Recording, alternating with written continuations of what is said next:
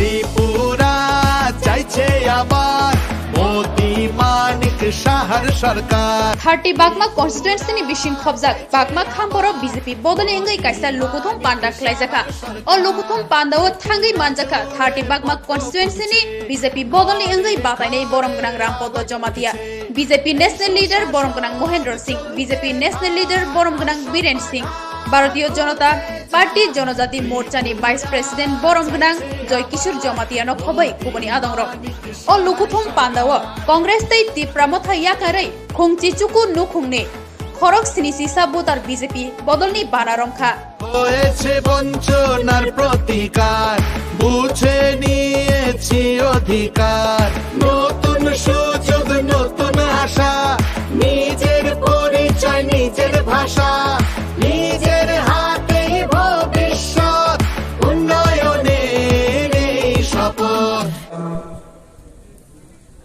সারা ত্রিপুরা রাজ্যে আমাদের সরকার আসার পর বিভিন্নভাবে আগের মন্ত্রী ঠিকমতো কাজ করতে পারেনি, এখন মাথাতে চলে গেছে মেবার কুমার জমাতিয়া। 18টির মধ্যে 8টি 1 নম্বর মডেলের স্কুল উনি জমিনে ঠিক করতে পারেননি। আমি মন্ত্রী হওয়ার 6 মাসের নয়, আমি 3 মাসের মধ্যে 8টি জায়গার মধ্যে প্রত্যেকটির মধ্যে 45 কোটি টাকার জমির মধ্যে স্টোন ফাউন্ডেশন করে দিয়েছি। ওই জায়গায় 45 কোটি টাকা প্রত্যেকটা স্কুলে 8টি স্কুল এটা স্টোন গাড়িয়ে দিয়েছে যে আগামী দিনে এটা হয়ে যাবে। তো কাজেই আমাদের আরো বিষয় আছে। চম্পকনগর থেকে জম্পুজলা আথরাবলা হয়ে পুলিশ লাইনে ন্যাশনাল হাইওয়ে আমি যুক্তিটা নীতিন গডকরিজির এখানে আমি দেখিয়েছিলাম আমাদের বিধানসভাতে উঠিয়ে, কারণ সাউথ ডিস্ট্রিক্ট গুমটি ডিস্ট্রিক্টে আসাম আগরতলা দিয়ে আসতে গেলে পর বা আগরতলা হলে পর 74 কিলোমিটার বাইসাব যেহেতু এখানে আসেন উনাকেও যাহাতে উনি জানকারি নিয়ে যান, কিন্তু এই রাস্তায় আসলে পর মাত্র 34 কিলোমিটার, তার মানে 40 কিলোমিটার আমাকে ঘুরে আসতে হচ্ছে, যার জন্য মেকানিক্যালের গাড়ির তেলের মানুষের সময় সব নষ্ট হচ্ছে। যুক্তিটা দেখানোর পর নীতিন গডকরিজি প্রিন্সিপালি এগ্রি হয়েছে এটাকে ন্যাশনাল হাইওয়ে আমাদেরকে উপহার দেবেন, আর একটি উপহার দিচ্ছেন। তেমনি rail line Rajiv Vaishnavji honourable railway minister উনাকেও বিষয়টা আমি যুক্তি দিয়ে দেখিয়ে দিয়েছি যে ত্রিপুরা রাজ্যে এখনো 23টি সাব ডিভিশনের মধ্যে বিধানসভাতে আমি উঠিয়েছি 23টি সাব ডিভিশনের মধ্যে 5টি সাব ডিভিশন এখন রেল লিঙ্ক নেই। এটা হচ্ছে জম্পুজলা, কাঞ্চনপুর, গন্ডাছড়া, অমরপুর, করবক। এটা আমি যুক্তি দেখিয়ে দিয়েছি, সরকারের তরফ থেকে আমাকে সুযোগ দেওয়া হয়েছিল। এটা কাঞ্চনপুর হয়ে গন্ডাছড়া হয়ে অমরপুরে করবক দিয়ে বেরিয়ে যাবে, এটা গিয়ে ঢুকে যাবে সাবরুম রেল স্টেশনে, এবং জিরানিয়া থেকে খুমুলুং হেডকোয়ার্টার হয়ে জম্পুজলা হয়ে আথরাবলা হয়ে আমাদের বাগমা স্টেশনে এটা ঢুকে পড়বে। রেল স্টেশন রেল লাইন ঢুকে পড়ে আরেকটি রেল আসবে। এটাকে আমাদের ত্রিপুরাজ্যে অ্যাকসেপ্ট করেছি। এটাকে বিবেচনার জন্য আমাদের রেলওয়ে মিনিস্টার রাজীব বৈষ্ণবজিও রাজি হয়েছেন, আগামী দিনে উনি এটা প্রিপেয়ার করে দেবেন। এই যে কর্মযজ্ঞ শুধু তাই নয়, আমাদের এখানে জলপথে আমাদের মহারানী বেড়েছে, এখানে ছোট ছোট জাহাজ এখানে আনলোড হবে, লোডিং হবে। আমাদের এই ক্ষেত্রে অর্থাৎ গুমটি পার সর্বশেষ এই কথা বলে আমি সমাপ্ত করব। আমার স্বপ্ন, তার জন্য আমি সবরমতী নদী আমি ভিজিট করেছি। আমি এস্টিমেট কমিটির চেয়ারম্যান হওয়ার কারণে 11 জন এমএলএ কে নিয়ে গুজরাটে ভিজিট করেছি। মোদিজি সবরমতী নদীটাকে রিভার ফ্রন্ট বলে কিভাবে করেছে, অর্থাৎ নদীটা যতই জল আষাঢ় মাসে জল যখন আসে উৎফুল্ল হোক না কেন, কিন্তু বাইরে যাতে না যেতে পারে এইভাবে উষা ওয়াল করে উপরের মধ্যে একটা মার্কেটের মতো করে দিয়েছে। সন্ধ্যার সময় আমাদের সন্তানকে নিয়ে ওখানে বেরিয়ে যেতে পারে, তার জন্য আমি চিন্তা করে গেছি। আমাদের বাগবা মন্ডলের পিতরা একটা সরা আছে এবং গুমটিটাও সবিমুরা থেকে এইদিকে এই আমার দবাইশরী পুল পর্যন্ত এটা আমাদের এলাকাতে পড়ে। কুমতি নদীটা দীর্ঘ প্রায় 7 কিলোমিটারের মতো। রিভার ফ্রন্ট করে আপনাদের গোমতির পারে যারা আছেন এবং পিত্রাসরার পারে যারা আছে, দুনো পারে যারা আছেন, তাদের যে সমস্যা, বৃষ্টিবহুল রাজ্য, বৃষ্টির সময় পার ভেঙে যায়, ঘর ভেঙে যায়, ফসল নষ্ট হয়ে যায়, এগুলিকে যাতে রুট করা যায়, রিভার ফ্রন্ট পিত্রা এবং গোষ্ঠীকে করার জন্য আমার স্বপ্ন আছে। আপনার जानते हो आपके केवल त्रिपुरा में 2.5 लाख किसानों के खाते में 6-6 हजार रुपए प्रति वर्ष आ रहा है। मोदी जी ने किसान सम्मान निधि देने का काम किया। मोदी जी आगे क्या कहते हैं, हमारे किसानों को उपज का उचित मूल्य, इसकी भी व्यवस्था मोदी जी ने किया है। मोदी जी आगे क्या कहते हैं, हमारी माता और बहनें यहाँ पर बैठी है, हमारी त्रिपुरा सरकार ने 33% का रिजर्वेशन भी बहनों को, माताओं को देने का काम किया है। हमारी माता और बहनों के लिए स्कूल जाने के लिए, हमारी बच्चियों के लिए 55,000 बच्चियों को साइकिल भी देने का काम माननीय सरकार ने किया है। हम बच्चियों के लिए साइकिल भी दे रहे, और इसके साथ साथ जब कोविड आ गया, लोगों ने कहा कि अब क्या होगा, तो दवाई में फ्री, दवाई भी फ्री मोदी जी ने दिया, वैक्सीनेशन भी फ्री मोदी ने किया, और इसके बाद मोदी जी ने कहा कोई भूखा सोने न पाए, फ्री में राशन देने की भी व्यवस्था किया है। इसमें से कितने लोगों का वैक्सीनेशन हुआ है, जरा हाथ उठा के बताइए, कितने लोगों का वैक्सीनेशन हुआ है? आप लोगों का हुआ है कि नहीं हुआ है? बैठे हुए लोगों का हुआ है कि नहीं हुआ है? सबका वैक्सीनेशन हुआ है। और इसमें से हाथ नीचे करिए, कितने लोगों को पैसा देना पड़ा वैक्सीनेशन के लिए? किसी को पैसा देना पड़ा? एक बार जोरदार मोदी जी के लिए ताली तो बजाइए, मोदी जी का अभिनंदन तो करिए। कितनी बड़ी बात है। वैक्सीनेशन भी फ्री किया, राशन भी फ्री में दिया, इलाज भी फ्री में किया, सब कुछ फ्री में किया। आगे मोदी जी क्या कहते हैं? मोदी जी ने कहा है एक भारत श्रेष्ठ भारत बना रहे। अब दुनिया के अंदर 3 देश ऐसे हैं जो दूसरे देश में घुस करके मारते हैं। एक का नाम अमेरिका है, दूसरे का नाम इजराइल है, और तीसरे का नाम भारत है जो दूसरे देश में घुस करके मारता है। मोदी जी ने कहा है अब अगर कोई तरफ देखने की कोशिश करेगा, उसकी आंख निकाल लेने के लिए भारत के जवान तैयार है। और इसीलिए अगर कोई गोली चलाएगा तो गोले से जवाब दिया जाएगा। मेरी माता और बहनों, मैं आपके बीच में आया, अभी सर्वे रिपोर्ट आई है। सर्वे रिपोर्ट में पता चला है कि हमारे रामपत जमातिया जी बागमा विधानसभा से सबसे ज्यादा वोटों से जीत रहे हैं, सबसे ज्यादा वोटों से जीत रहे हैं। अब तो सर्वे रिपोर्ट भी बता रहा है, टेलीविजन भी बता रहा है, लोग भी बता रहे हैं, और आज आपको देख करके तो तय हो गया कि निश्चित रूप से बागमा विधानसभा से कमल का फूल खिलेगा और आदरणीय रामपत जमातिया जी भारी मतों से विजयी होंगे। मेरी माता और बहनों, आपने देखा होगा, मैं भी यहां बैठे बैठे देख रहा था, जो लाल लाल लेकर के निकलते हैं, जो खून के प्यासे हैं, जिन्होंने कत्लेआम किया है, जिन्होंने बलात्कार किया, जिन्होंने भ्रष्टाचार किया, जिन्होंने त्रिपुरा को लूटा है, ऐसे लोगों को जवाब देने की आवश्यकता है। और इसीलिए आज कानून का राज्य त्रिपुरा में स्थापित हुआ है। आज हमारी माता और बहनें सुरक्षित है। आज कोई हमारी माँ बहन के तरफ आंख उठा के नहीं देख सकता है। कितना सुंदर त्रिपुरा बन रहा है। और इसलिए हम लोगों ने कहा है एक भारत श्रेष्ठ भारत के साथ एक त्रिपुरा श्रेष्ठ त्रिपुरा भी बनाएंगे।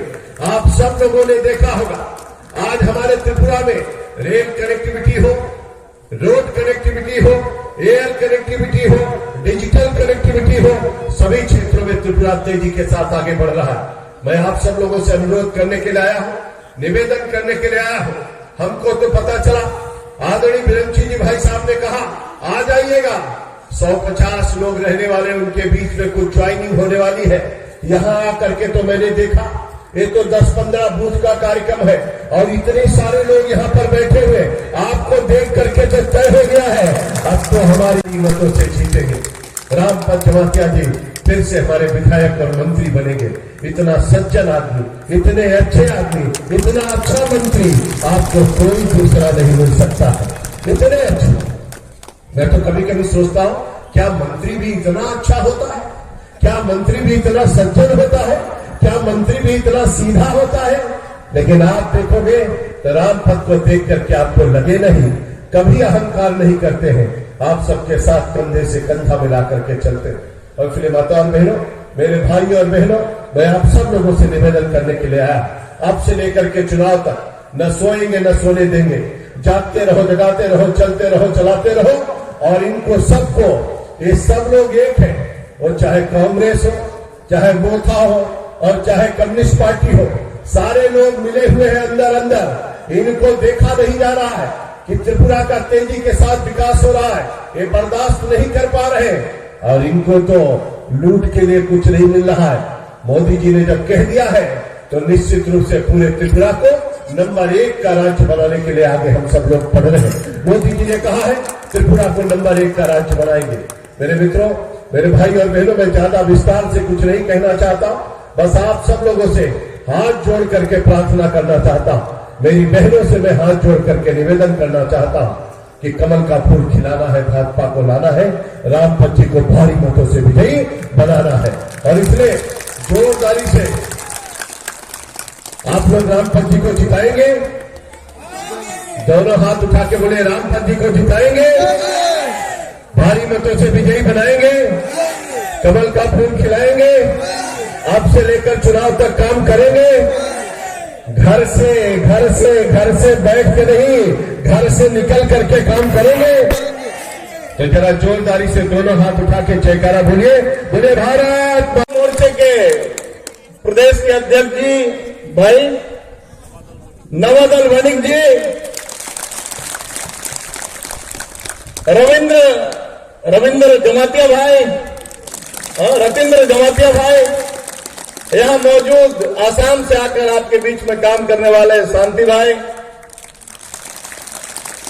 पार्टी के हमारे सभी नेतागण, युवा मोर्चे के जांबाज साथियों, दूर जहां तक मेरी आवाज जा रही हो, सभी मेरे अभिभावक, गार्जियन, हमारे नौजवान मित्र, हमारी माताएं, बहनें, प्रेस के बंधुओं, 16 तारीख को चुनाव होना है और यह चुनाव कोई साधारण चुनाव नहीं है।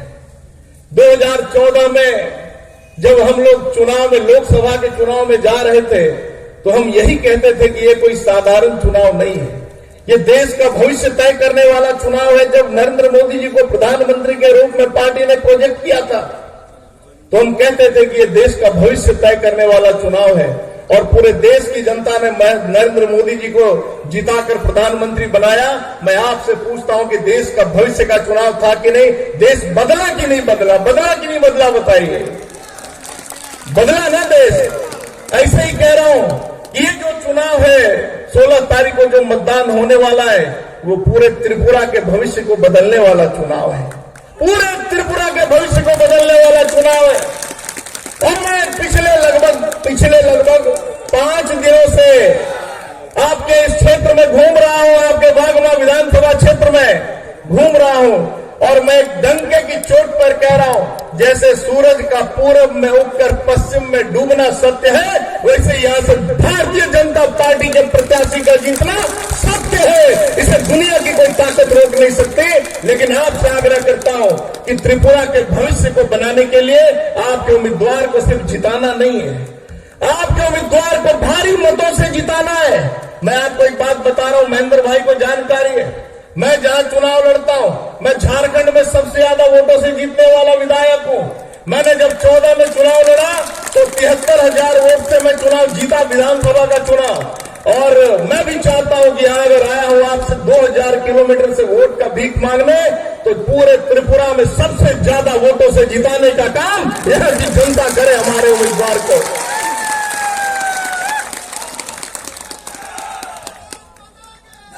बहनों भाइयों, देश बदल गया है, मोदी जी ने देश को बदल दिया। बहनों भाइयों, याद करिए, अभी 2 साल पहले जब कोविड आया था, पूरी दुनिया त्राहिमाम, अमेरिका, क्या चीन, क्या जापान, क्या इंग्लैंड, लेकिन मोदी जी के दृढ़ इच्छा शक्ति ने, सिर्फ एक उदाहरण देना चाहता हूं क्योंकि मैं ज्यादा बोलना नहीं चाहता, मैं भी आदरणीय महेंद्र भाई साहब को सुनना चाहता हूं।